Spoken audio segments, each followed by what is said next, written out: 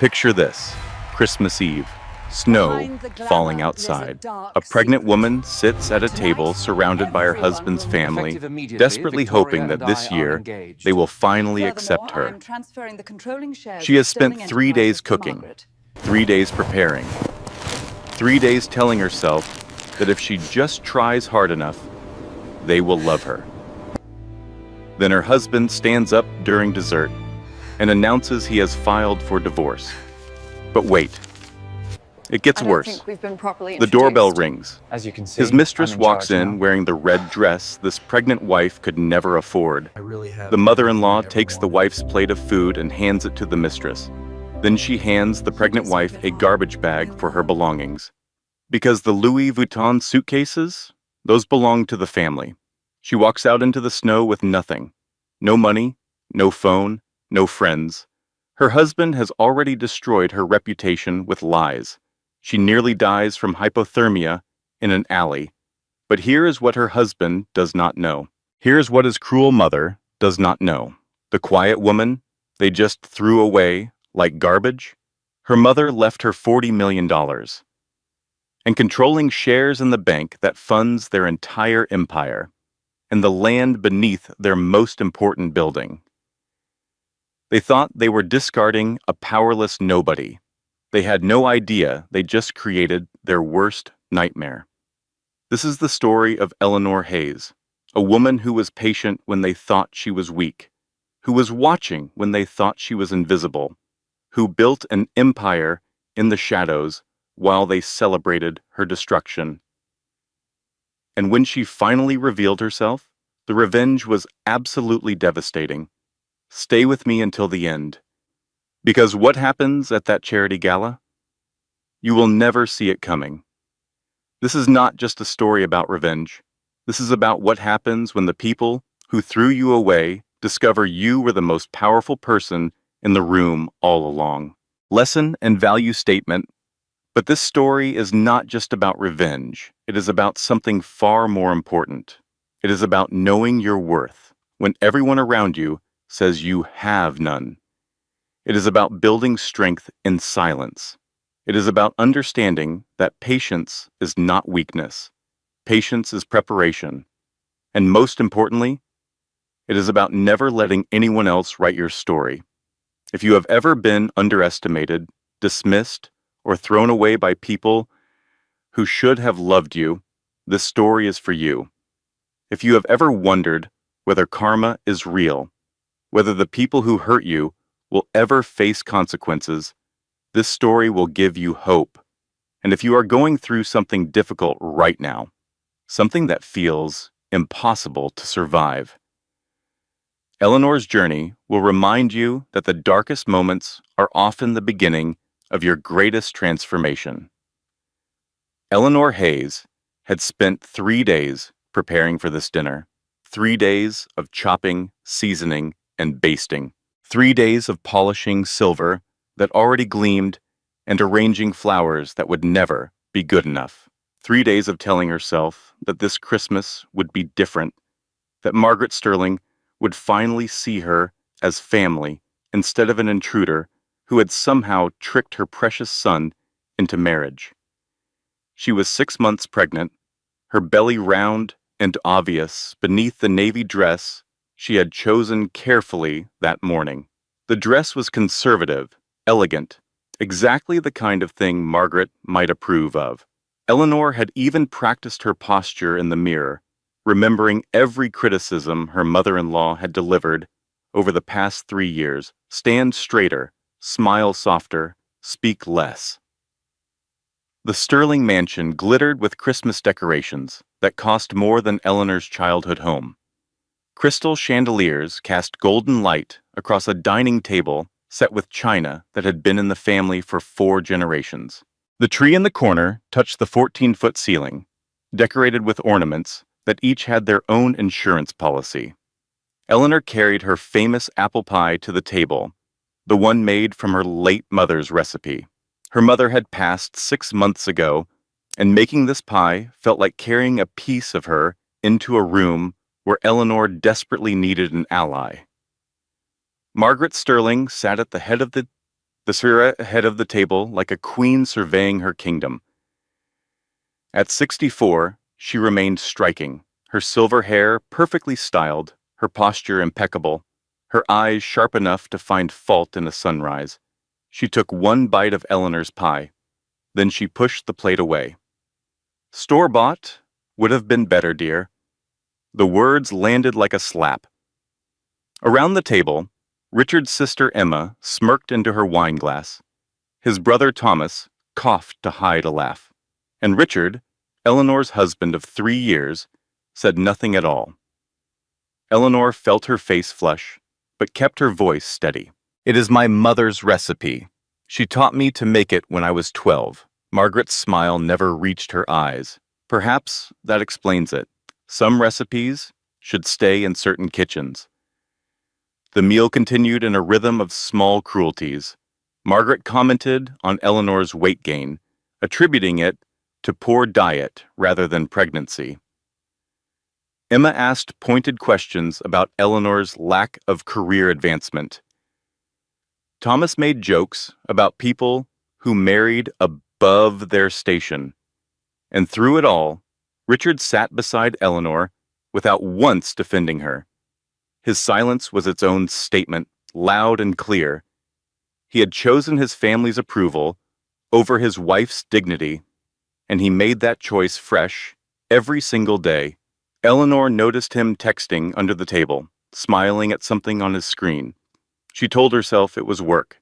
She had been telling herself a lot of things lately. Halfway through dessert, Richard stood up. "I have an announcement to make." The table fell silent.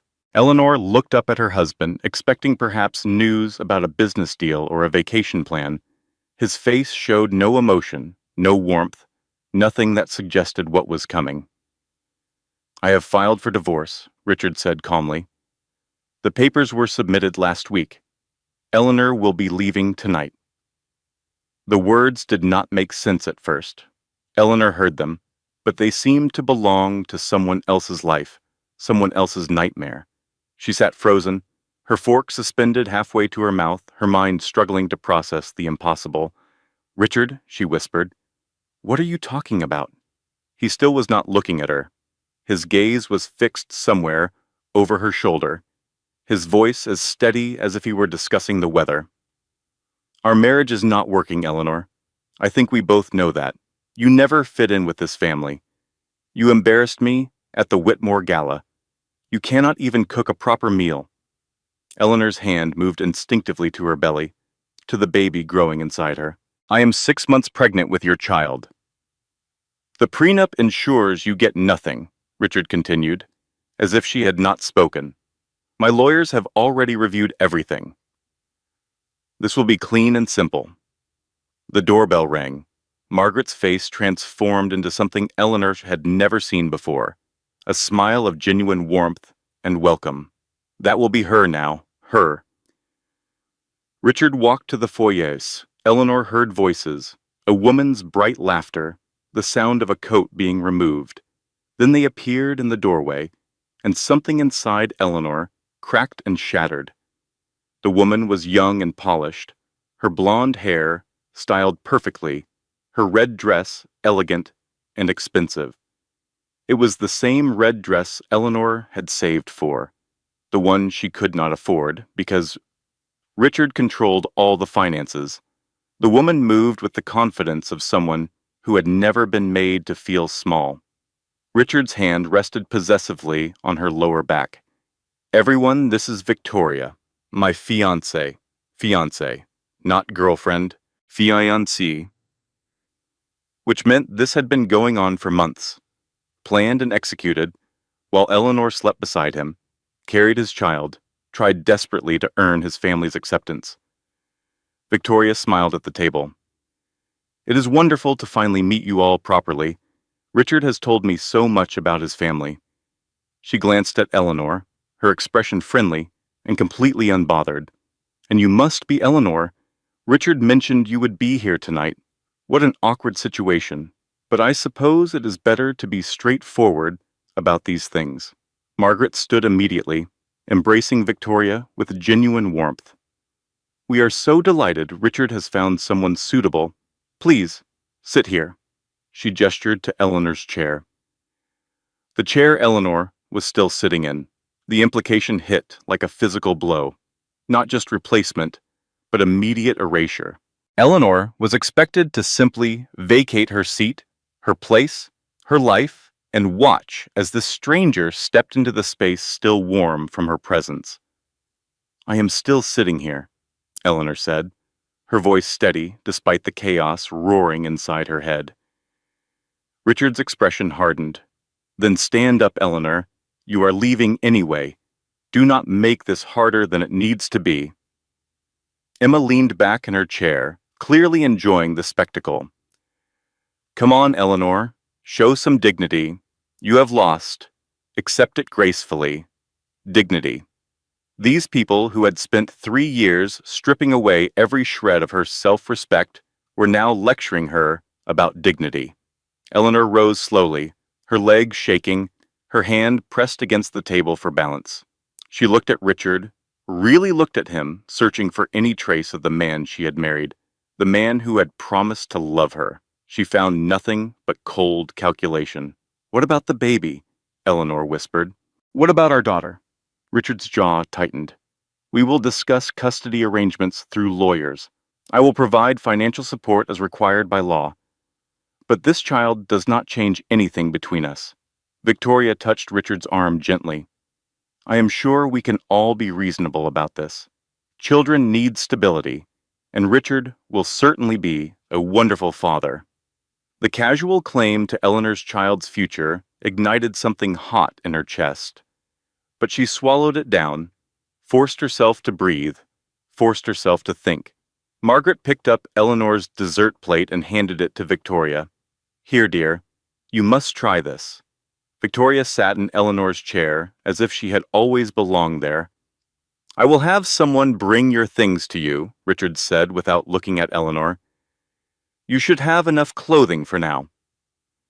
Margaret appeared beside Eleanor, holding something out. A garbage bag. "For your things, dear.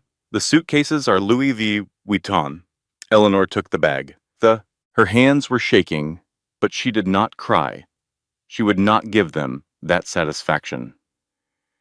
She walked toward the foyer, each step taking her further from everything she had known. Her coat hung near the door, the navy wool she had worn arriving at this dinner, what felt like years ago instead of hours. The front door was heavy oak, the handle cold against her palm. She pulled it open, and December air rushed in, sharp and biting. Richard had taken her phone. He had canceled her credit cards. She had nothing but the clothes on her back and a sealed envelope in her coat pocket, the one her mother had left her with instructions not to open until she truly needed it. Eleanor stepped out into the snow. The door closed behind her with a soft click that sounded like the end of everything. The snow fell harder as Eleanor walked away from the Sterling mansion. She had no destination, no plan, no resources. Richard had systematically cut her off from everything during their marriage, isolating her from friends, controlling the finances, making her dependent on his approval for every aspect of her life. She had not seen it happening because she had wanted so desperately to believe in the fairy tale. Poor girl meets wealthy prince. Prince saves her from ordinary life. They live happily ever after. The fairy tale had been a trap. Eleanor walked for blocks, her thin coat doing nothing against the bitter cold. Her feet ached, her belly felt heavy. The baby kicked, and Eleanor pressed her hand against the movement, the only warmth in a frozen world. She found a motel 3 miles from the Sterling mansion, a run-down place with a flickering neon sign and a clerk who looked like he had seen better decades. Eleanor approached the counter with the single credit card Richard had allowed her to carry, the one for emergencies. "I need a room for the night." The clerk ran the card. Then he ran it again. Then he shook his head, declined. "You got another form of payment?" Eleanor stared at him. Richard had canceled the card. Of course he had. He had planned every detail of her destruction with the same precision he applied to his business deals. "I do not have anything else." The clerk shrugged. "Cannot help you then. There is a shelter on 5th Street, opens at 9.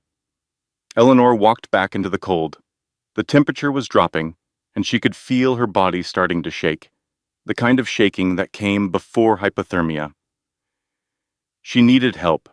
She needed someone to call. Her best friend, Sarah. They had known each other since college, before Eleanor had met Richard, before everything changed.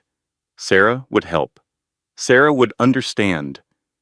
Eleanor found a payphone, the kind she did not know still existed, and used the handful of coins in her coat pocket to make the call. A man answered. Sarah's husband, David. "David, it is Eleanor. I need to speak with Sarah. It is an emergency." There was a long pause. Then David's voice came through cold and final. "Richard called us tonight. He told us everything, how you cheated on him, how you have been unstable, how you have been lying about being pregnant to trap him. Sarah does not want to talk to you. Do not call this number again." The line went dead. Eleanor stood in the phone booth, the receiver still pressed to her ear, listening to the dial tone as her last hope evaporated. Richard's smear campaign had already begun. He was not just divorcing her, he was erasing her, rewriting the story so that she became the villain and he became the victim. Have you ever had someone you trusted completely turn your own friends against you? Have you ever felt the ground disappear beneath your feet while everyone watched and did nothing? Eleanor left the phone booth and kept walking. She did not know where she was going anymore. The cold had seeped into her bones, and her thoughts were becoming fuzzy, disconnected.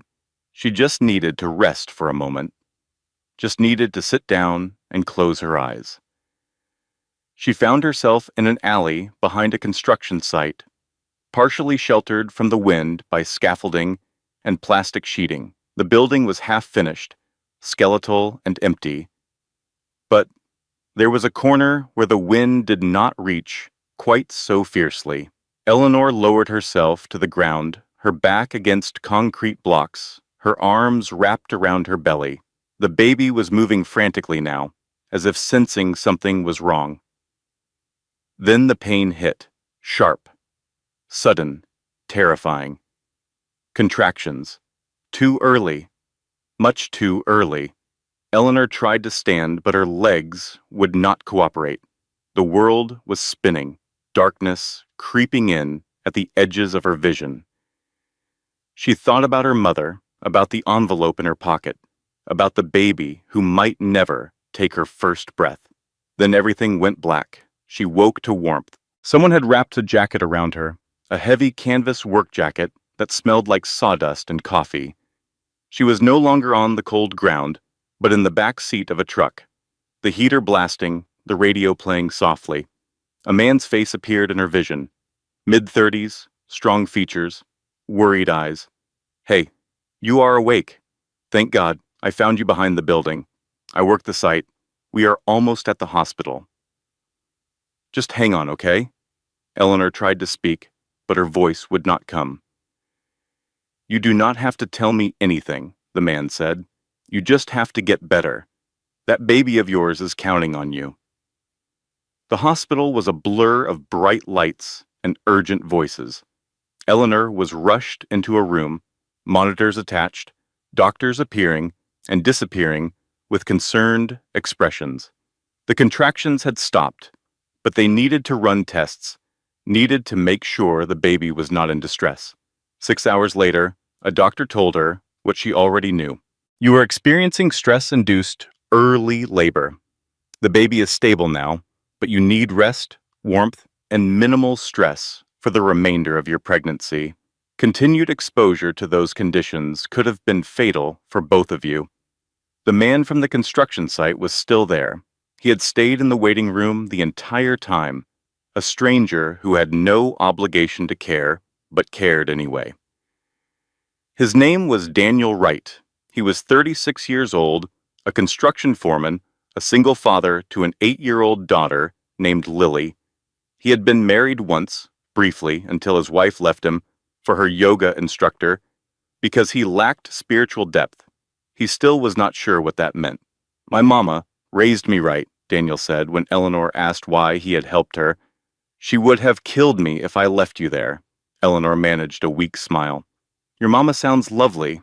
She was. She passed a few years back. But I still hear her voice every time I'm about to do something stupid or skip doing something decent. The hospital wanted to keep Eleanor overnight for observation. Daniel told her about a heated trailer on his construction site. Not fancy, but warm. The mice were friendly. It was the first time Eleanor had laughed in months. Alone in her hospital room that night, Eleanor finally remembered the envelope, her mother's final gift, the one with instructions not to open until she truly needed it. Sitting in a hospital bed, abandoned, penniless, pregnant, and nearly dead from exposure, seemed to qualify. Eleanor opened the envelope.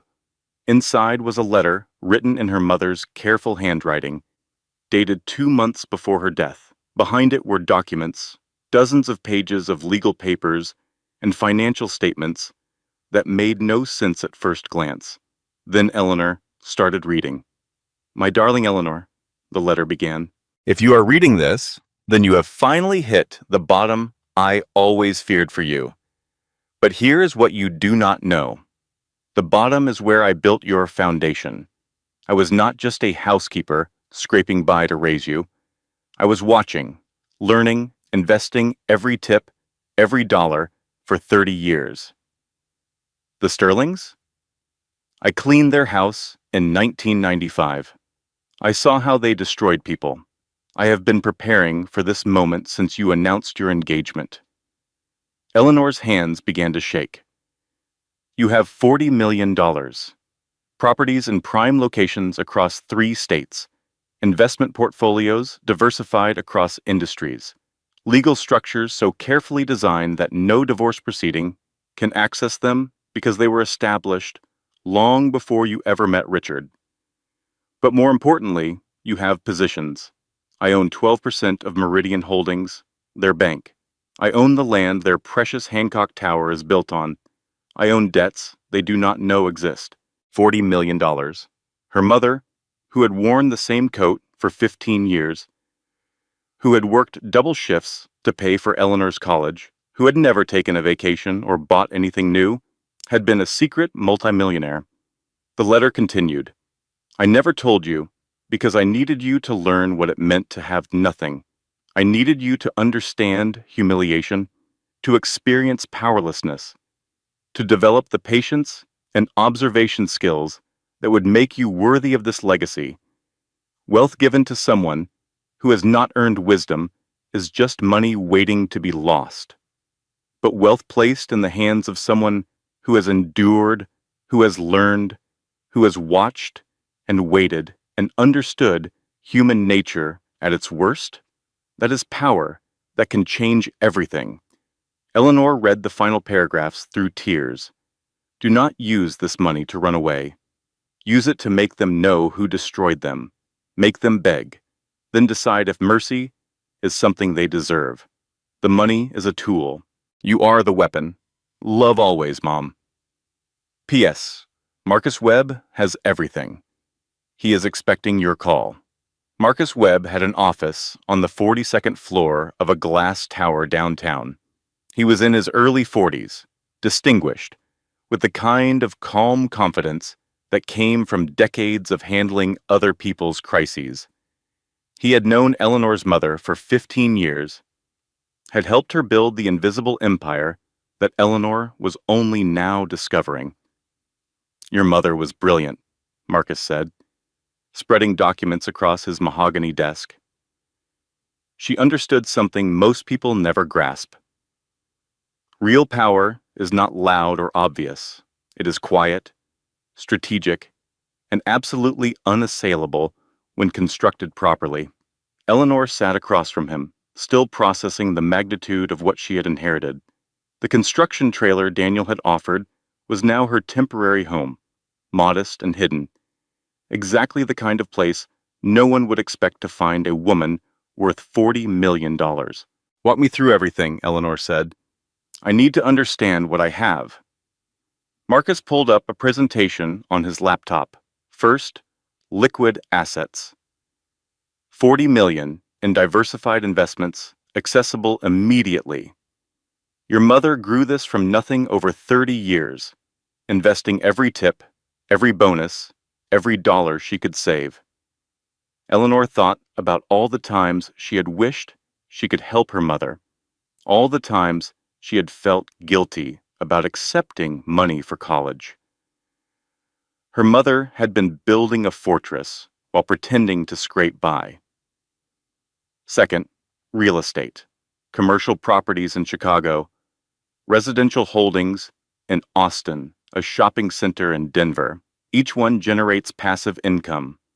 Each one was chosen for strategic value, not just profit. Marcus clicked to the next slide. Third, and this is where it gets interesting, Meridian Holdings. Your mother owns 12% of the voting shares. Meridian is the primary lender for Sterling Development. They control Richard's access to capital. Eleanor leaned forward. She controls whether Richard gets loans. You control that now. Your vote can influence whether credit lines are renewed, expanded, or restricted. The implications settled over Eleanor like a weight. She could destroy Richard's business with a single vote. She could take away everything he valued, everything he had chosen, over her and their daughter. But Marcus was not finished. Fourth, and your mother saved this one for last, the land under Hancock Tower, Sterling Development's flagship project, Richard's crown jewel, the building that is supposed to cement his legacy. The lease they signed? It was with your mother's shell company. You own the ground beneath his empire. Eleanor sat back in her chair, stunned. Her mother had spent decades positioning these pieces, waiting for the moment when Eleanor would need them. Why did she let me suffer? The question emerged before Eleanor could stop it. She watched me marry him. She watched them humiliate me for 3 years. She never said anything. Marcus's expression softened. She explained it to me once. She said that someone who had never been powerless could never truly understand how to wield power responsibly, that you needed to see them clearly, to experience what they were capable of, to build the patience and observation skills that would make you worthy of this inheritance. Eleanor felt tears, threatening, but forced them back.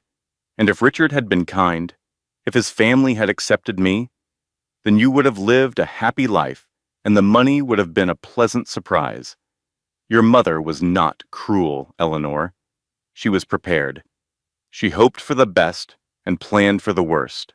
Eleanor looked at the documents spread across the desk, at the power represented in legal language and financial statements.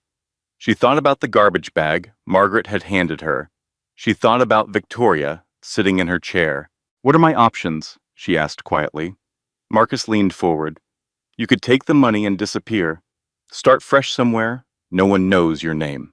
Build a new life. Raise your daughter in peace. Never think about the Sterlings again. Eleanor considered this. It was tempting. She was tired, pregnant, traumatized. The idea of walking away from all of it held genuine appeal. Or you could stay.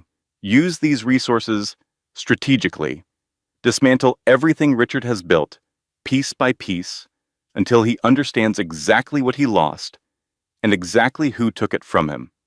Her phone buzzed on the desk. Eleanor glanced at the screen and felt her blood turn cold. It was a notification from Victoria's Instagram. A photo posted 20 minutes ago showing Victoria at the Sterling mansion wearing Eleanor's wedding ring, resized to fit her finger. The caption read, "Out with the old, in with the new, #upgrade, #realwife." Eleanor stared at the image for a long moment. The ring Richard had placed on her finger 3 years ago, The ring she had removed and left on the bathroom counter when she was thrown out, now sparkling on another woman's hand like a trophy. I am not running, Eleanor said quietly. I am not going to let them win. Marcus nodded slowly. Then we have work to do. Over the next several hours, Marcus walked Eleanor through her mother's strategy in detail. The shell companies that concealed ownership, the corporate structures that prevented tracing, the legal protections that made her position unassailable. Your mother spent 30 years building this, Marcus explained. She watched the Sterlings for decades, identified their vulnerabilities, positioned herself strategically. Everything is in place. You just need to decide when and how to use it. Eleanor thought about Richard's announcement at Christmas dinner. The casual cruelty, the complete absence of remorse. He had not just ended their marriage. He had tried to destroy her dignity, her reputation, her connection to everyone she knew. He needs to know it was me, Eleanor said. When everything falls apart, I want him to know exactly who brought it down. That can be arranged. But I would advise patience. The more secure they feel in their victory, the more devastating it will be when you finally act. Let them celebrate. Let them grow comfortable. Give them time to believe they have won completely. Eleanor nodded slowly. My mother always said patience was power. She was right. And you have inherited not just her money, but her wisdom. Use it. That night, alone in Daniel's construction trailer, Eleanor began her transformation. She studied the documents Marcus had provided, learning the intricacies of corporate ownership and strategic investment. She mapped Richard's business operations, identifying pressure points and vulnerabilities. She thought about her mother, working double shifts while secretly building an empire. About all the time she had cleaned the Sterling house, invisible and overlooked, watching and learning. Some people saw service workers as furniture, as nothing, as less than human. The Sterlings had made that mistake with Eleanor's mother for decades. Now they were making it with Eleanor, and just like her mother, Eleanor was watching, learning, preparing. The pregnancy continued without further complications. Daniel checked on her daily, never prying, never pushing, just showing up with food or supplies or quiet company when she needed it. His daughter, Lily, drew pictures for Eleanor's baby, elaborate crayon creations featuring rainbows and puppies and the words, "Welcome to the world." Eleanor had never known kindness like this. Simple, uncomplicated kindness with no agenda and no strings attached. It made her realize just how broken her marriage had truly been.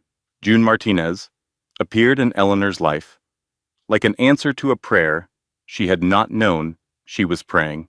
She was 58 years old, a retired nurse, a widow who had raised 3 children and buried a husband she still missed every day.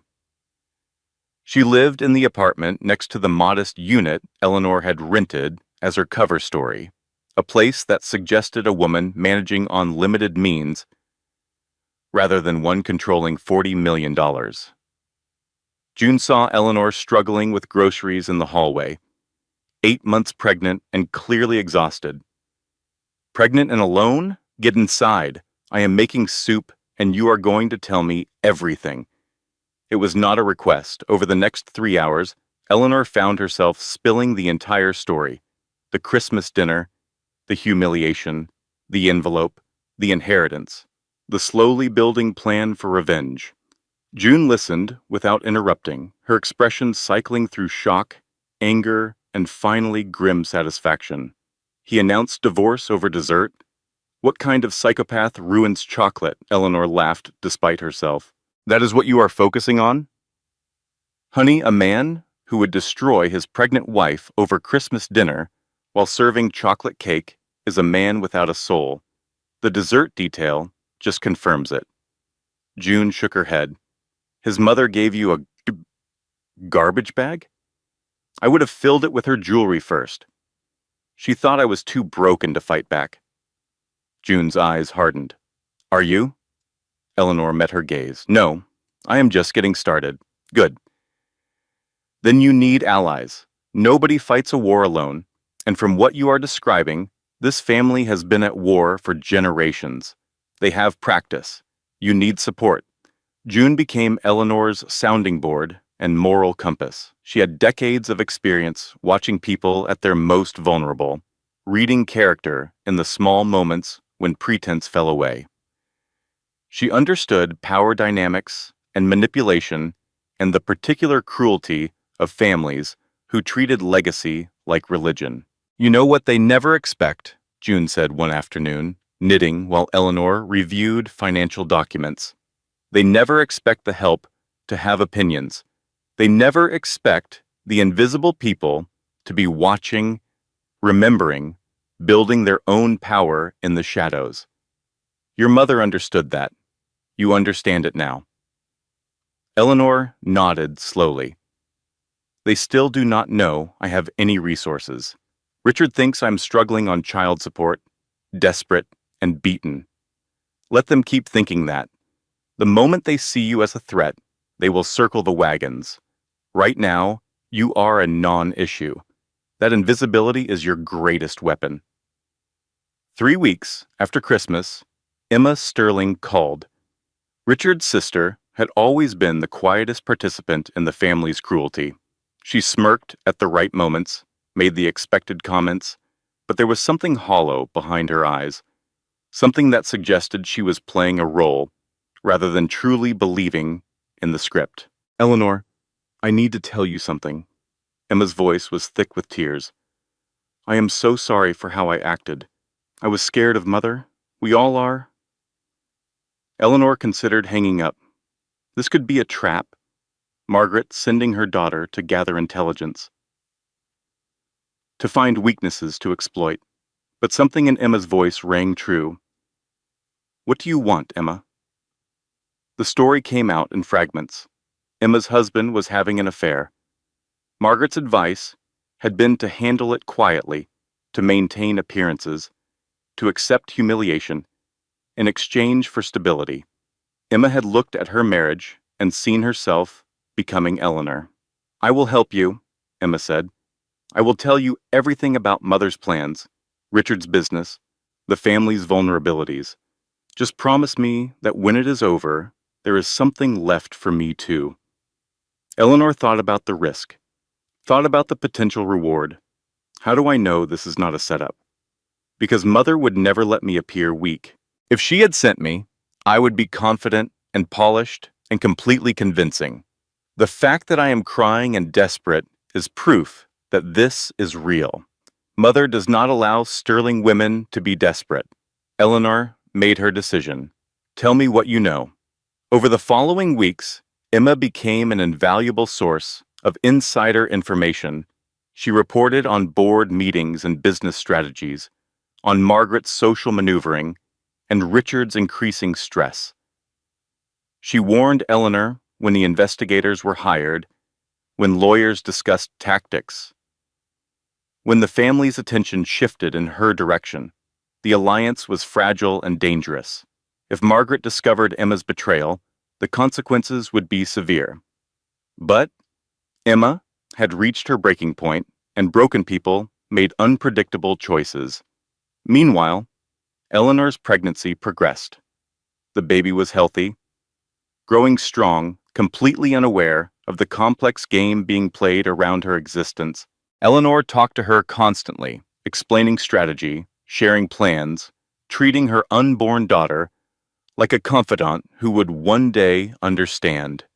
Daniel continued his quiet support. He brought supplies without being asked, checked on Eleanor without being intrusive, offered help without expecting anything in return. His daughter, Lily, had decided that Eleanor's baby would be her best friend and drew increasingly elaborate welcome pictures. You know you do not have to keep doing this, Eleanor told Daniel one evening. I have resources now. I can take care of myself. Daniel shrugged. Never doubted you could, but everybody needs somebody in their corner. even people with resources. Have you ever found kindness in the most unexpected places? Have you ever realized that the people with the least to give often gave the most freely? Eleanor was beginning to understand that her mother's real legacy was not the money, or the properties, or the strategic positions. It was the lesson that power meant nothing without wisdom, that revenge meant nothing without justice, that victory meant nothing without something worth protecting. She was not just fighting to destroy Richard anymore, she was fighting to build something better. The first attack came quietly, almost invisibly. Eleanor, through a series of shell companies Marcus had established, acquired controlling interest in three of Sterling Development's primary suppliers: steel, concrete, electrical components, the lifeblood of commercial construction. She did not cut off supplies immediately. That would be too obvious, too traceable. Instead, she created delays. Materials arrived late. Specifications were slightly wrong, requiring inspections and rework. Quality issues emerged that demanded investigation. Nothing catastrophic, nothing that could not be explained by ordinary business friction. But the delays accumulated. At Sterling Development's headquarters, Richard sat in crisis meetings that grew increasingly tense. "What do you mean the steel is 2 weeks late?" His voice carried the sharp edge of a man who was not accustomed to things going wrong. The CFO spread his hands. "Every supplier is having issues. It is like someone coordinated these problems. That is paranoid. It is just bad luck." But it was not bad luck. It was Eleanor, watching from a coffee shop across the street from Sterling headquarters, eating the most expensive pastry on the menu, while Richard's carefully constructed world developed its first cracks. Her phone buzzed. A text from June. "How was the show?" Eleanor smiled. "Better than Netflix. The Hancock Tower project fell behind schedule. 1 week became 2. 2 weeks became a month." Penalty clauses in the construction contracts began triggering, costing Sterling Development hundreds of thousands of dollars in fees. Richard pushed harder, demanded more, alienated contractors with his increasingly desperate demands. He had no idea that the woman he had thrown away was pulling strings from the shadows. That every frustrated phone call, an emergency meeting, was exactly what she intended. Eleanor attended a charity gala in March, slipping in as an anonymous donor through one of her mother's companies. She wore a simple black dress, positioned herself in corners where she could observe without being noticed, and watched Richard work the room. He looked stressed. There were lines around his eyes that had not been there at Christmas, a tension in his shoulders that suggested sleepless nights and difficult conversations. Victoria was beside him, her smile bright, but her grip on his arm possessive and concerned. They were arguing more. Emma's reports confirmed it. The stress of business problems was creating friction in their perfect new relationship. Eleanor felt a grim satisfaction watching them. Then Margaret appeared at her elbow. "I know what you are doing, Eleanor." Eleanor's blood ran cold. She forced her expression to remain neutral, forced her voice to stay calm. "I do not know what you mean. I am just a guest." Margaret's smile was sharp as a blade. "You think I do not recognize the signs? The suppliers, the delays, the convenient problems? I have been in this world for 40 years. I know when someone is playing games." Eleanor said nothing. Margaret leaned closer, her voice dropping to a whisper. "Let me tell you something about power, dear. I built this family from nothing. My husband was a drunk with a good name. I made us into what we are, and I will destroy anyone who threatens my legacy." She walked away, leaving Eleanor standing alone with her heart pounding and her mind racing. Margaret knew, or at least suspected, the advantage of invisibility was eroding. 1 week later, the counterattack came. Child Protective Services arrived at Eleanor's apartment. Someone had made an anonymous report claiming she was living in squalor with drug paraphernalia, that she was unstable and unfit to be a mother. "We need to conduct an inspection," the caseworker said, her expression professionally neutral. "These are serious allegations." June, who was visiting when CPS arrived, immediately provided witness testimony. She had been in Eleanor's apartment daily, she explained. There were no drugs, no squalor, no instability. The apartment was clean, the nursery was prepared. Eleanor was a dedicated, expectant mother doing everything right. The investigation was dismissed within 48 hours, but Eleanor was shaken. Then Richard filed for full custody. His lawyers argued that Eleanor was mentally unfit, using her breakdown at Christmas dinner as evidence of instability. They claimed she had alienated herself from support systems, that she was isolated and struggling, that the child would be better served by the stable home Richard and Victoria could provide. Eleanor stared at the legal documents, at the clinical language that described her trauma as evidence of unfitness. "He is trying to take my daughter." Marcus's voice was calm but serious. "We will fight this. The case is weak, based on circumstantial evidence and obvious bias, but it will require resources and attention that might distract from your larger strategy. I do not care about the strategy." Eleanor's voice broke. "He cannot have her. He threw us away, and now he wants to take her?" Then the third blow landed. Daniel was fired from the Hancock Tower project. Sterling Development discovered he had helped Eleanor, and Richard made a phone call. Within 24 hours, Daniel was told his services were no longer required. 15 years of reliable work ended with a single act of kindness. "They said I was unreliable," Daniel told Eleanor, his expression a mixture of anger and resignation. "Never had a complaint in my career. But I helped you, so now I am unemployable on any Sterling project." Eleanor's composure finally cracked. Alone in her apartment, after Daniel left, she threw things. She screamed. She cried. The carefully constructed patience her mother had taught her shattered against the weight of accumulated cruelty. She had thought she was winning.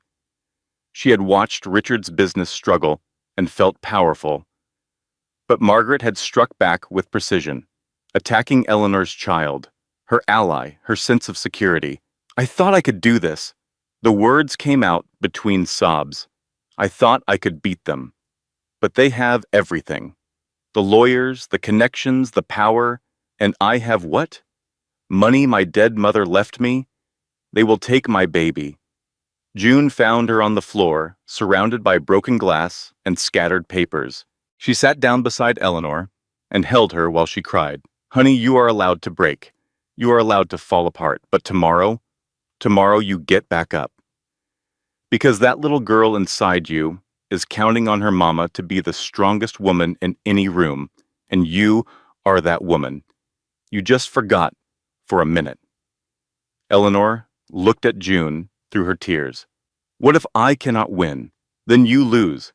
And you keep going anyway, because the alternative is letting them define you, and you are worth more than their opinion. Your daughter is worth more than their games." June held her until the tears stopped. "Tomorrow," Eleanor whispered. "Tomorrow, I get back up. Tomorrow, you get back up. And the day after that. And every day until this is finished. That is what strong women do. They break, and then they rise." Daniel appeared at Eleanor's door the next morning with a bouquet of daisies. "Roses are cliché," he explained. "You are not cliché." Eleanor managed a small smile. "You got fired because of me. You should be angry." Daniel shrugged. "I got fired for helping a pregnant woman. If that is the worst thing on my record, I am doing all right." He held out the flowers. "Besides, my life was boring before you. Now I get fired.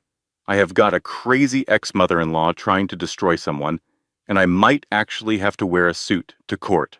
It is the most exciting thing since my divorce. Eleanor took the flowers. Wait, you were married? For 3 years. She left me for her yoga instructor. Said I lacked spiritual depth. What does that even mean? Still do not know. But I can now do a mean downward dog out of spite, Eleanor laughed. The sound surprised her. She had not thought laughter was possible after yesterday's breakdown. Daniel became a more regular presence after that. He picked up groceries, helped with apartment repairs, introduced Eleanor to his daughter, Lily. The little girl immediately decided that Eleanor's baby would be her best friend and demanded regular updates on the baby's development. Is she kicking yet? Lily asked with the intensity of an 8-year-old on a mission. Can I feel it? Eleanor guided Lily's small hand to her belly just as the baby moved. Lily's eyes went wide with wonder. She says hello, Lily declared with absolute certainty. She says she cannot wait to meet me. How do you know what she is saying? I am going to be her best friend. Best friends understand each other without words. The simple joy of the moment carved out space in Eleanor's heart that she had not known was empty. This was what she was fighting for. Not just revenge, not just justice, but the right to build moments like this, to create a life full of small wonders and unexpected connections. Emma called with news that changed everything. I found something in Mother's safe, Emma whispered, something she has been hiding for 20 years. The documents Emma delivered painted a picture of calculated cruelty that surpassed anything Eleanor had imagined. 20 years ago, Margaret Sterling had an affair. Richard's father discovered the truth and threatened to divorce her, take everything, expose her secrets to the society world she valued more than anything else. Margaret's response was clinical. She hired doctors to declare her husband mentally incompetent. She had him committed to a private psychiatric facility. She forged documents, manipulated records, and told her children that their father had suffered a breakdown and could not be part of their lives anymore. Richard's father was alive, locked away in a facility that Sterling money funded, paying for his own imprisonment with the fortune his wife had stolen. Oh my God, Eleanor breathed, looking at the documents. She destroyed her own husband to protect herself. Emma's voice was hollow. She did to my husband what she did to our father. When Thomas threatened to divorce me and expose her financial manipulation, she had him committed too. He is in the same facility, the Sterling family solution to inconvenient men who know too much. Eleanor looked at Emma with new understanding. That is why you are helping me. She took my husband. She took my father. She tried to take my brother's child. There has to be an end to it, Eleanor. There has to be consequences. If this gets out, Margaret is destroyed. Her reputation, her charity boards, her social standing, everything she values. Emma nodded. That is why she guards these documents so carefully. They are the keys to her kingdom. Whoever controls them controls her. Eleanor looked at the papers in her hands. Proof that Margaret Sterling was not just cruel, but criminal. Evidence that could bring down the matriarch who had orchestrated Eleanor's humiliation. There is more, Emma said.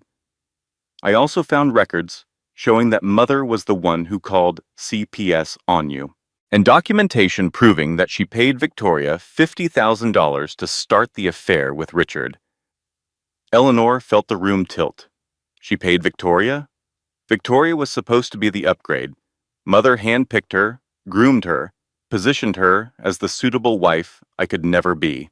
The affair was not a spontaneous betrayal. It was a business transaction. Everything Eleanor had believed about her marriage rearranged itself. Richard's betrayal had been real, but it had been orchestrated by Margaret. Victoria was not a homewrecker, but a pawn, purchased and positioned.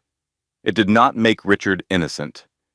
He had still made the choice to betray his wife, to throw her out, pregnant on Christmas Eve. to try to steal their daughter, but it added another dimension to the cruelty. "The whole family is rotten," Eleanor said quietly, from the top down. "Not all of it." Emma's voice was small. "I am trying to be different." Eleanor looked at the woman who had once smirked at her humiliation, who had made pointed comments and stood by while her family inflicted cruelty. Emma was different now, broken and rebuilding, just like Eleanor. "You are different," Eleanor agreed, "and when this is over, I will make sure there is something left for you." I promised. The next phase of the plan came together quickly. Eleanor revealed through her legal team that she owned the land beneath Hancock Tower. The lease Sterling Development had signed was with her mother's shell company. Every month they had been paying rent to the woman they despised, funding the empire they did not know existed. At the Sterling Development board meeting, the news landed like a bomb. "Sir, we have a problem." The lawyer's voice was tight with barely contained panic. "The landowner is calling in the lease renegotiation clause." Richard waved dismissively. "Just pay whatever they want." "They do not want money. They want the building." Richard's face went pale. "Who owns the land?" Eleanor sent a message through Marcus Webb, a simple invitation. "Tell Mr. Sterling that the owner would like to meet. 3 o'clock tomorrow, at the coffee shop where his ex-wife used to get her morning tea." The message was clear. Richard would know exactly who he was dealing with before he ever walked through the door. Richard arrived at the coffee shop at exactly 3 o'clock. He looked like a man who had not slept well in weeks. The stress of declining stock prices and missed construction deadlines had carved lines into his face that aged him beyond his years. His suit was impeccable as always, but it hung on him slightly wrong, as if he had lost weight he could not afford to lose. Eleanor was already seated at a corner table. She had chosen her outfit carefully, a simple dress that cost more than his monthly car payment, understated jewelry that spoke of quiet wealth, an expression of absolute calm. She had imagined this moment for months, had rehearsed what she would say, how she would react to his shock, and anger, and eventual pleading. But now that he was standing in front of her, she felt only a cold, clear certainty. Richard stared at her for a long moment, his face cycling through disbelief, confusion, and finally, something approaching fear. This is impossible. You are nobody. You had nothing." Eleanor smiled. It was not a warm smile. "I had a mother who cleaned your house in 1995, who watched your father get locked away, who spent 30 years preparing for the day your family's cruelty finally caught up with them." Richard sank into the chair across from her, his composure cracking. "How?" "The prenup covered everything. You had no assets, no income, no resources. We checked." "You checked my assets, my income, my resources. You never thought to check my mother's." Eleanor leaned forward slightly. "She was invisible to you, Richard, just like I was. The help, the furniture, nothing worth noticing. This is not possible. And yet here we are." Eleanor took a sip of her coffee. "I own the land under your building. I control 12% of your primary lender. I have systematically acquired your suppliers over the past 3 months. Every delay, every cost overrun, every quality issue your projects have faced, that was me." Richard's face darkened with anger. "You destroyed my company over a divorce?" Eleanor set down her cup carefully. "You threw me out pregnant on Christmas Eve to show off your mistress. You tried to take my daughter. You got Daniel fired for the crime of basic human decency. Every consequence you are facing, Richard, you earned." He tried to negotiate. That was predictable. Men like Richard always believed everything had a price. Every situation could be managed with the right deal. "What do you want? Money? An apology? I will drop the custody case. I will give you a settlement. We can work this out, work this." Eleanor stood. She had not expected this moment to feel so anticlimactic. She had imagined satisfaction, triumph, the sweet taste of revenge. Instead, she felt only tired. I want you to know that everything you lose from this point forward is because of me. Not bad luck, not market forces, me, the woman you called nothing. She dropped a business card on the table. Hayes Holdings, CEO Eleanor Hayes. Now you know who is coming for you. And Richard? I am just getting started. She walked out without looking back. The confrontation should have felt like victory. Instead, it felt like a door closing, the end of a chapter, rather than the beginning of triumph. Eleanor had spent months planning this moment, rehearsing this scene, imagining how powerful she would feel when Richard finally understood what he had lost. But power, she was learning, did not feel the way she had expected. June was waiting at Eleanor's apartment with tea and questions. How did it go? Eleanor sat down heavily on the couch. He knows it is me, that I am behind everything, that I have resources he never imagined. His face when he realized was everything I thought I wanted. But Eleanor looked at her hands, but it did not feel like winning. It felt like ending something that should never have started, like closing a door on 3 years of my life and realizing those years are just gone. No revenge changes that. June nodded slowly. Your mother was a smart woman. She built you an empire, gave you the tools to destroy your enemies, but I do not think she wanted you to lose yourself in the destruction. What do you mean? When this started, you wanted justice. You wanted Richard to understand what he had done, to face consequences for his cruelty. That is righteous. That is fair. But somewhere along the way, revenge became the goal instead of the tool. And revenge, honey, it eats you alive if you let it. Eleanor thought about the months of planning, the careful strategy, the satisfaction of watching Richard struggle. She thought about the time she had spent building weapons instead of building a life. I do not know how to stop, she admitted. They are still trying to take my daughter. Margaret is still out there, planning, scheming. I cannot just walk away. I am not saying walk away. I am saying remember why you started. You wanted to protect your child, to build something better, to show your daughter that women do not have to be victims. Keep that focus. Let the revenge serve the purpose, not the other way around. The advice settled into Eleanor like rain on dry earth.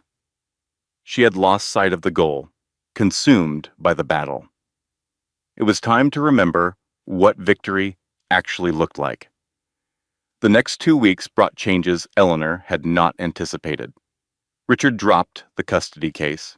His lawyers advised him that the discovery process would reveal too much about his business practices, that fighting Eleanor in court would accelerate the company's decline. It was a strategic retreat, not a surrender, but it meant Eleanor's daughter was safe. Victoria filed for divorce. She had married Richard for his money and status, and both were evaporating. The Instagram influencer who had posed with Eleanor's wedding ring was now posting cryptic messages about new beginnings and toxic relationships. Margaret went quiet. No more CPS calls, no more legal maneuvers, no more indirect attacks. Emma reported that her mother was consolidating defenses, calling in favors, preparing for a battle she had not expected. The silence should have been comforting. Instead, it felt like the calm before a much larger storm. Eleanor's water broke at a baby shower. It was supposed to be a celebration. June had organized it, inviting the small group of people who had become Eleanor's found family over the past months. Daniel was there with Lily, who had made a banner reading "Welcome Baby" and decorated it with enough glitter to cause a hazard. Emma had come, nervous but determined to be part of something healthy. Marcus Webb had sent flowers and a savings bond. Eleanor was opening gifts when she felt the rush of warmth and immediately understood what was happening. The baby was coming, 1 month early. The drive to the hospital was a blur of contractions and fear. Daniel drove while June held Eleanor's hand, coaching her through breathing exercises she barely remembered from the classes she had taken alone because Richard could not be bothered to attend. At the hospital, everything went wrong very quickly. The baby was in distress. Eleanor needed an emergency cesarean section. For 12 terrifying minutes, the medical team fought to stabilize both mother and child, while Eleanor lay on the operating table, praying to a God she was not sure she believed in. Please, please let her be okay. Take everything else, but please let my daughter live. The baby's cry was the most beautiful sound Eleanor had ever heard. 5 pounds, 2 ounces, small but strong. 10 fingers, 10 toes, a full head of dark hair, and lungs that worked perfectly based on the volume of her protests. Eleanor named her Grace, after the mother who had given her everything. Daniel was in the waiting room when they finally let visitors in. He had been crying. He denied it, but the evidence was unmistakable. "She is beautiful," he said, looking at Grace with the wonder of a man who understood what miracles looked like. "She looks like you." "She looks like herself," Eleanor said. "She is going to be her own person, make her own choices, build her own life. I am just here to make sure she has the chance to do it." The moment should have been perfect. A new mother, holding her newborn, surrounded by people who cared about her, finally at peace after months of warfare. Then Margaret Sterling appeared in the doorway. "Congratulations on your daughter." Eleanor's blood ran cold. June moved to block Margaret's path, but the older woman simply walked around her with the ease of someone who had never been effectively stopped in her life. "Enjoy her while you can," Margaret said, sliding an envelope onto Eleanor's hospital bed. The contents turned Eleanor's world upside down. Photographs of her shell companies, documentation of her ownership of Meridian shares, proof connecting her to every strategic move she had made over the past months. "You think you are the only one who can investigate?" Margaret's smile was triumphant. "I know everything now, and I have already sent copies to every business paper in the country. By morning, you will be exposed as the woman who destroyed a 50-year-old company out of petty revenge. Your reputation will be as destroyed as mine would be if your little secrets came out." Eleanor looked at the documents, at the careful evidence of everything she had built and done. Her anonymity, her greatest weapon, was gone. "Yes, Emma told me everything," Margaret continued. "Did you really think my own daughter would betray me?" The words hit like a physical blow. Emma, the ally Eleanor had trusted, the insider who had provided crucial information, had been feeding everything to Margaret. "You will find that your accounts are being investigated for fraud," Margaret said pleasantly. "Your property holdings are being challenged in court. Your control of Meridian shares is being disputed by shareholders who suddenly have questions about how you acquired them." She leaned close to Eleanor's hospital bed. "I told you at that gala, I built this family from nothing, and I will destroy anyone who threatens my legacy. You should have listened." Margaret left. The room felt smaller, darker, the joy of Grace's birth contaminated by the reality crashing down around them. Eleanor held her newborn daughter close and felt everything she had built start to collapse. June sat beside her. "What do we do?" "I do not know." Eleanor's voice was hollow. "I thought I had won. I thought I was smarter, more patient, more prepared, but she was playing me the entire time." Daniel took her hand. "You have people in your corner. That has not changed. But the empire she had inherited, the careful strategy she had executed, the revenge she had been building for months, all of it was compromised. Margaret had outmaneuvered her at the moment of her greatest vulnerability. Have you ever achieved everything you worked for, only to watch it crumble? Have you ever been so close to victory that you could taste it and then had it torn away? Eleanor looked at Grace, sleeping peacefully, unaware of the chaos surrounding her birth. This tiny person was depending on her. This tiny person needed a mother who would not give up, no matter how impossible things seemed. "I am not done," Eleanor whispered. "I do not care what she knows or what she has done. I am not done fighting." "How?" June asked. "She has exposed everything." "Then I stop hiding." Eleanor's voice grew stronger. "She expects me to scramble, to run, to try to protect my secrets. Instead, I go public first. I tell my story before she can tell hers." Daniel frowned. "That is a big risk. It is the only play I have left." Eleanor looked at Grace again. "And I am tired of fighting in the shadows. My mother taught me patience and strategy, but she also taught me that sometimes you have to stand up and be counted. Margaret wants a war? Fine. But we are going to fight it in the light where everyone can see who the real villains are." Emma Sterling appeared at Eleanor's apartment 2 days after the hospital. "I did not betray you."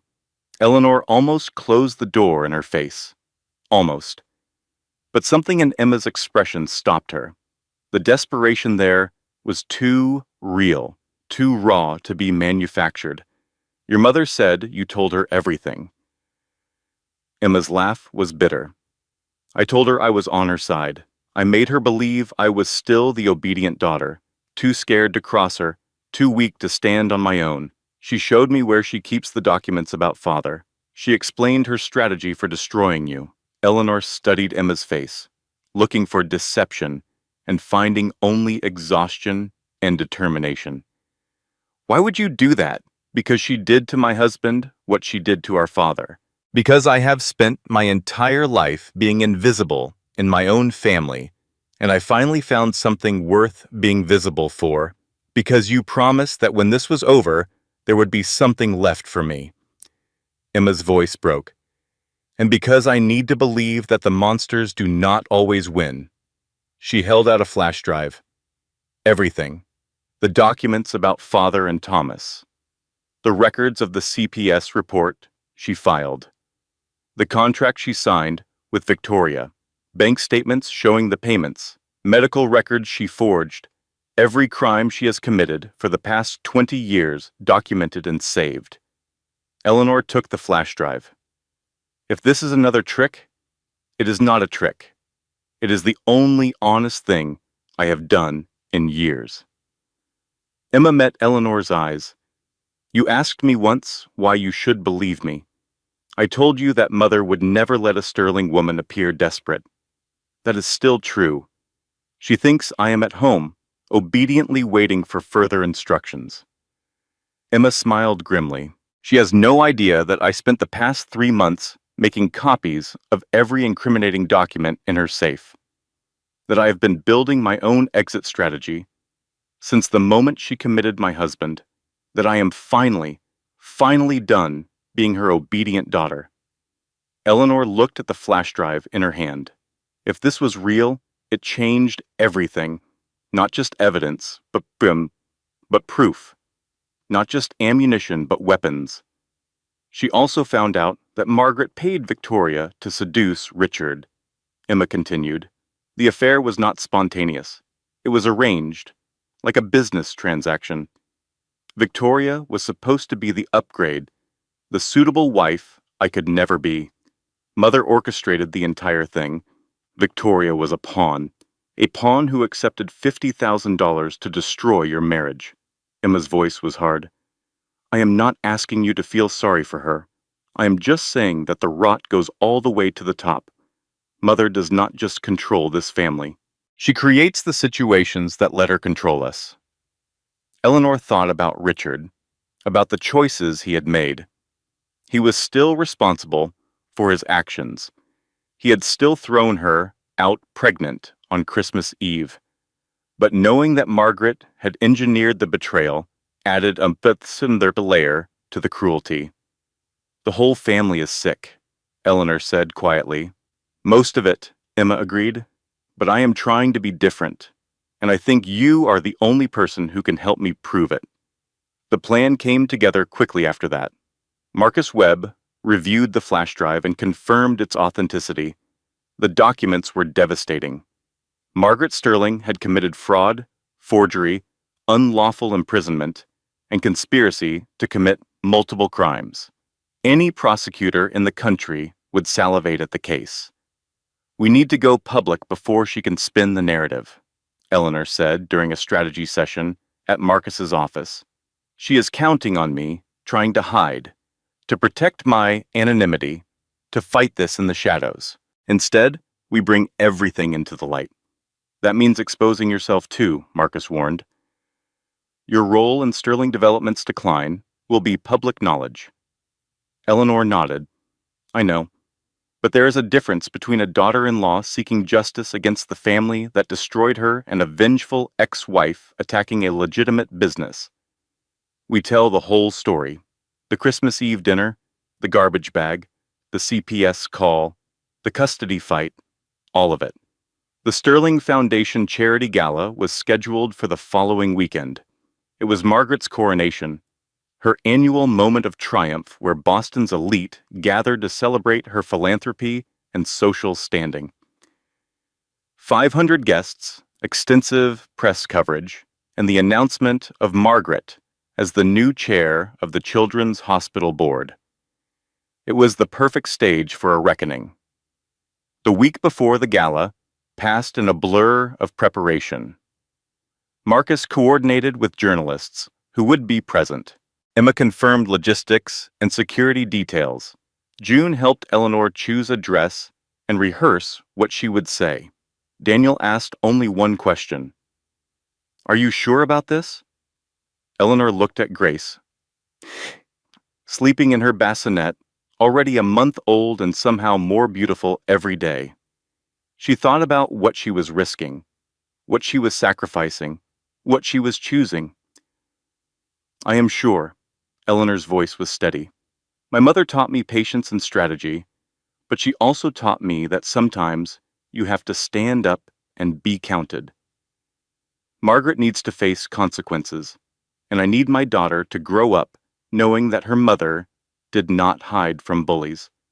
She confronted them." Daniel nodded slowly. "Then I will be right there with you." The night before the gala, Eleanor could not sleep. She stood at her apartment window, looking out at the city lights, thinking about everything that had brought her to this moment. The Christmas dinner where she had been discarded. The cold walk through snow. The envelope that had changed everything. Her mother had spent 30 years building weapons for a war she hoped would never come. Now Eleanor was about to use those weapons in the most public way possible. She thought about what victory actually meant.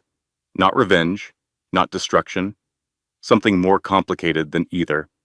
Justice, maybe. Accountability. The simple principle that action should have consequences, even for people with money and power, and generations of impunity. Or maybe it was simpler than that. Maybe victory was just Grace, sleeping peacefully, already loved by more people than Eleanor had ever expected to find. The baby stirred, making the soft sounds of infant dreaming, and Eleanor picked her up, settling into the rocking chair they had found at a second-hand store. "Tomorrow, everything changes." Eleanor spoke softly, watching her daughter's face in the dim light. "Tomorrow, the whole world finds out who your grandmother really was, and who your grandfather really is, and what kind of family you were supposed to belong to." Grace's tiny fingers curled around Eleanor's thumb. "But here's what matters. You have people who love you, not because of money or status, or what you can do for them, because of who you are. That is the inheritance that really matters. Not the $40 million, not the properties, not the strategic positions. Love, family, the people who show up when everything falls apart." Eleanor pressed a kiss to Grace's forehead. Your grandmother built me an empire, but what I am going to build for you is better, a life, a real one, with people who choose each other instead of using each other. That is what we are fighting for tomorrow. Not revenge, something bigger. Grace slept on, peaceful and unaware, trusting her mother completely. And Eleanor decided that trust was worth more than any amount of money. The Sterling Foundation Charity Gala was exactly as magnificent as Margaret had intended. Crystal chandeliers cast rainbow light across 500 guests dressed in designer gowns and tailored tuxedos. An orchestra played classical music, while waiters circulated with champagne and canapes. The venue, a historic ballroom overlooking the city, had been transformed into a showcase of wealth and taste. Margaret Sterling stood at the center of it all, radiant in silver silk, accepting congratulations on her impending appointment as chair of the Children's Hospital Board.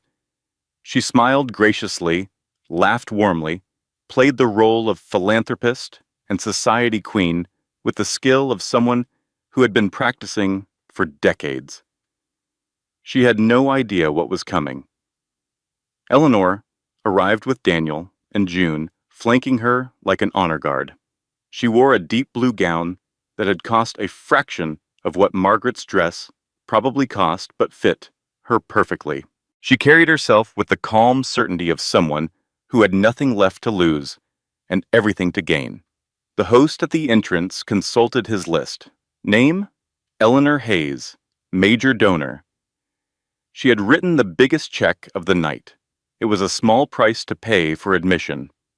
The room shifted as Eleanor walked in. Whispers spread through the crowd, a ripple of recognition that gained momentum as more people noticed who had just arrived.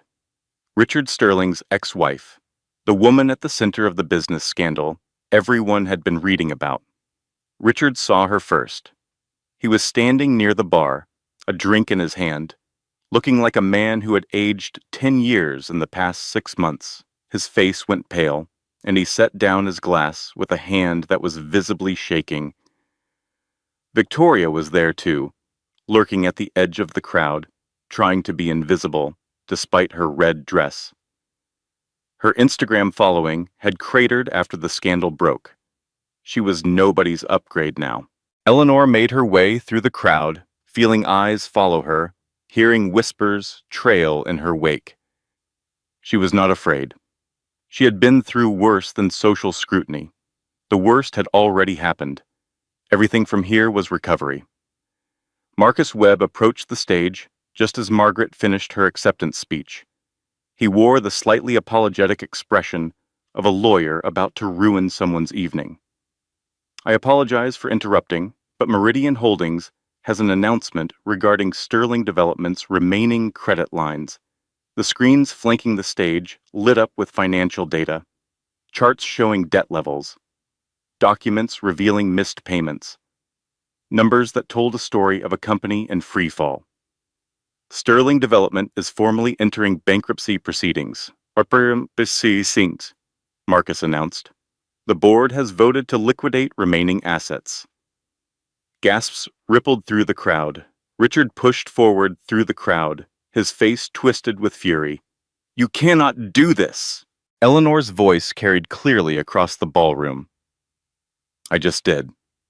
Richard spun toward her, recognition and horror dawning simultaneously. You actually went through with it. I told you at the coffee shop. Eleanor kept her voice steady.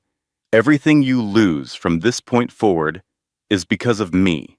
Did you think I was bluffing? Margaret pushed through the crowd, her face composed but her eyes blazing. This is ridiculous. My son's business troubles have nothing to do with this event. We are here to celebrate philanthropy, not air dirty laundry. Actually, Eleanor said, stepping toward the stage, we are here for exactly that. She climbed the steps to the podium, feeling the weight of 500 pairs of eyes tracking her movement. This was the moment.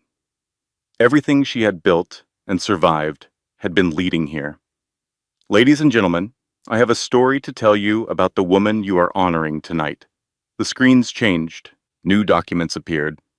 Hospital records, commitment papers, bank statements. 20 years ago, Margaret Sterling had her husband declared mentally incompetent and committed to a psychiatric facility. Not because he was ill, but because he discovered her affair and threatened to divorce her. He has been imprisoned there ever since, paying for his own captivity with family money. Gasps, murmurs, horror spreading through the crowd like fire. Those are fabricated. Margaret's voice was sharp, desperate, the first crack in her careful composure. These are hospital records signed by you, Margaret. Eleanor pointed to the screen. Dr. Harrison from Meadowbrook Psychiatric is here tonight. He has already confirmed their authenticity to the police. As if on cue, uniformed officers appeared at the ballroom entrances. Not dramatic, not theatrical, just present. A reminder that consequences were real. But Margaret's cruelty did not stop with her husband. Eleanor continued. When her son Thomas Sterling threatened to divorce Emma and expose Margaret's financial manipulation, she had him committed too. Same facility, same forged documents, same imprisonment disguised as medical care. Eleanor stepped closer to Margaret, watching the older woman's mask finally shatter. You called CPS on me when I was 8 months pregnant. You tried to take my daughter through a custody case built on lies. You paid Victoria Chase $50,000 to seduce your own son so you could orchestrate my replacement. Eleanor, Margaret's voice was barely a whisper now. You do not get to say my name. Eleanor's voice was iron. You tried to destroy me. You tried to take my child. You thought you could do whatever you wanted because you had money and power and generations of impunity. She turned to face the crowd. But here is what Margaret Sterling and people like her never understand. Sometimes the people they step on, the invisible ones, the help, the furniture, sometimes we are watching. Sometimes we are learning.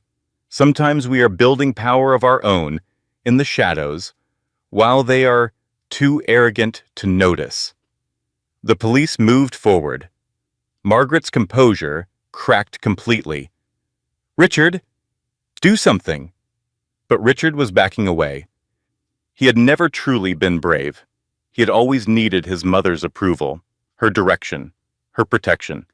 Without those things, he was just a man in an expensive suit watching his life implode. Margaret Sterling, you are under arrest for fraud, forgery, unlawful imprisonment, and conspiracy. They handcuffed her in front of 500 of her closest social contacts. Margaret, who had spent her life building reputation, lost it in a single moment of public accountability. As they led her past Eleanor, Margaret stopped. You will regret this. Eleanor shook her head. I already have regrets. You are not one of them. Victoria tried to slip out during the chaos, but reporters had gathered at the exits. Someone shouted questions about the $50,000. Someone else asked about her role in destroying Eleanor's marriage. Her Instagram career, already damaged, collapsed completely under the weight of documented proof.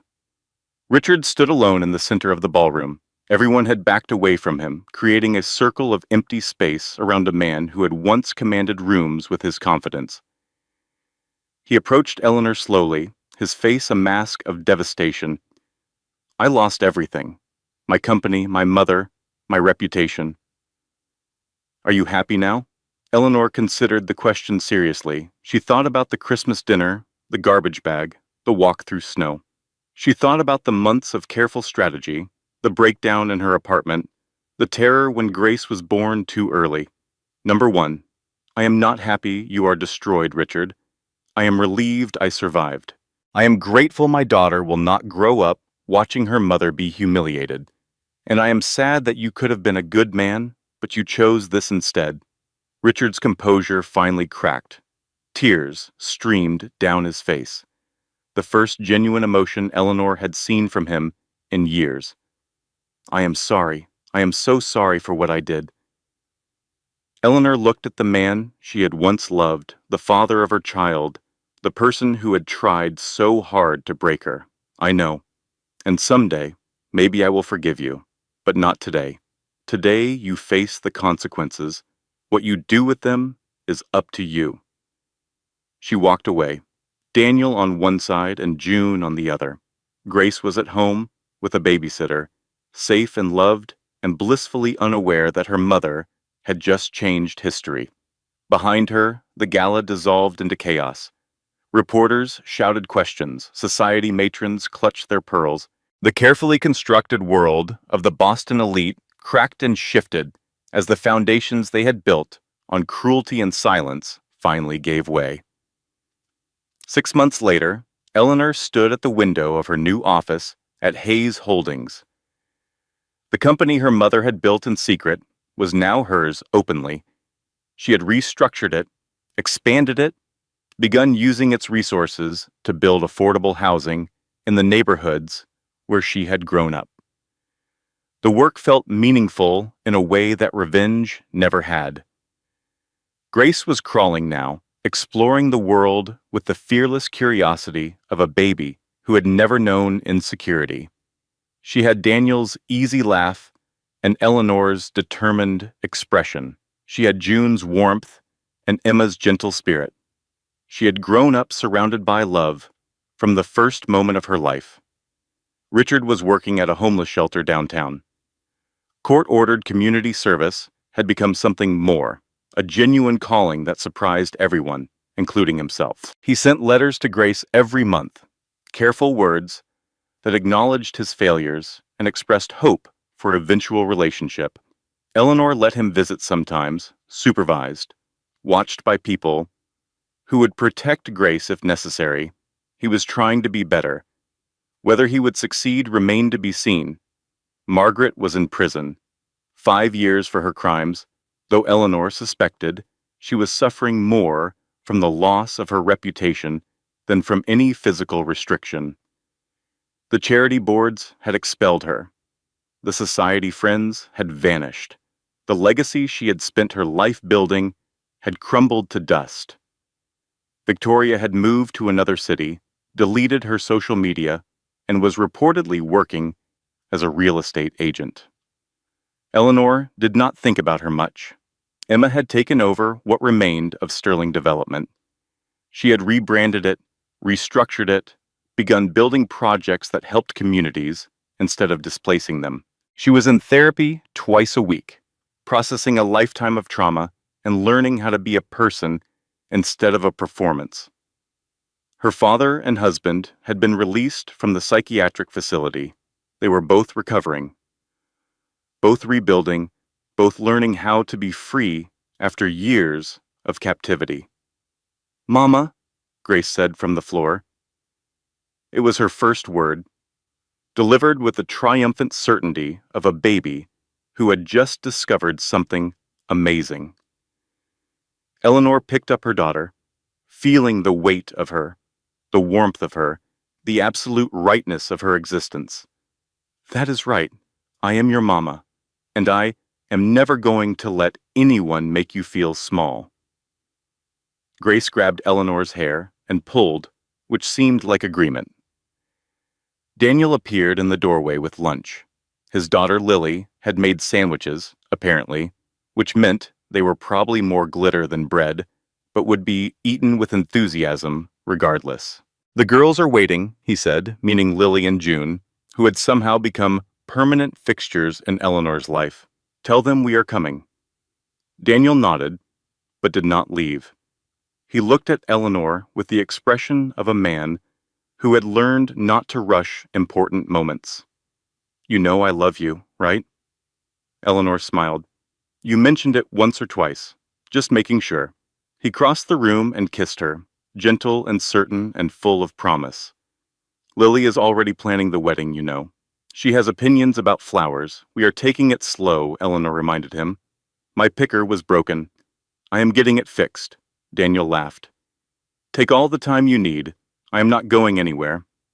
He left to join the others, and Eleanor stood for a moment alone with Grace, looking out at the city below. June's voice echoed in her memory. "You know what I told her when she first showed up at my door?" I said, "Honey, some women get pearls for Christmas. You got a garbage bag and a lawsuit." But at least it was not boring. Eleanor had laughed. It had been the first time she had laughed in weeks, and it had meant everything. She laughed now, remembering, holding her daughter close. The story that had begun with Christmas Eve cruelty ended with ordinary love. Not revenge, not victory, just a life, built from the ruins of a life that had never really been hers. Eleanor had learned that the best revenge was not destroying your enemies. It was building something so good, so full of love, that they became a footnote in your story instead of the main character. Her mother had given her $40 million and the tools to seek justice, but the real inheritance was this: the understanding that patience was power, that kindness was strength, that the woman who kept getting up, no matter how many times she was knocked down, was the woman they never saw coming. Grace made a sound that might have been another word, or might have been a commentary on the sandwich situation downstairs. "Let us go find our family," Eleanor said. "They are waiting for us." She walked out of her office, carrying her daughter toward the people who loved them both. Behind her, through the window, the city sparkled in afternoon light. Somewhere out there, Margaret Sterling was in a cell. Richard Sterling was trying to rebuild his soul, and the world was full of people making choices that would define their lives. Eleanor had made her choices. She had chosen grace over grudges, love over legacy, family over fortune, and she had never been more powerful. Now, before we dive in, I need to ask you something. Do you know someone who needs to hear this story? Someone who is going through a difficult time, facing people who make them feel small, wondering if things will ever get better? Share this with them. Sometimes a story can change everything. And if this is your first time here, welcome to the family. Hit that subscribe button and turn on notifications so you never miss a story. We release new content every week, and trust me, you do not want to miss what is coming next. Drop a comment below telling me where you are watching from and what time it is. I read every single comment, and I love knowing that our family stretches across the entire world. If you have been here before, thank you for coming back. Your support means everything. Now, let us get into Eleanor's story. Outro. Closing statement. Thank you for staying until the end. Stories like Eleanor's remind us that no matter how dark things get, there is always a path forward. Remember, the people who underestimate you are giving you your greatest advantage. Use it wisely. If this story touched you, hit the like button. It helps more than you know. Share it with someone who needs to hear it. And subscribe if you want more stories that inspire, empower, and remind you of your own strength. I will see you in the next one. Take care of yourself. And never forget, you are stronger than you think. This content has been carefully researched, developed, and manually edited by our team to deliver meaningful stories with valuable life lessons. Every narrative is crafted with intention, designed not just to entertain, but to inspire, educate, and empower our viewers. We believe that stories have the power to change lives. Thank you for being part of this journey with us.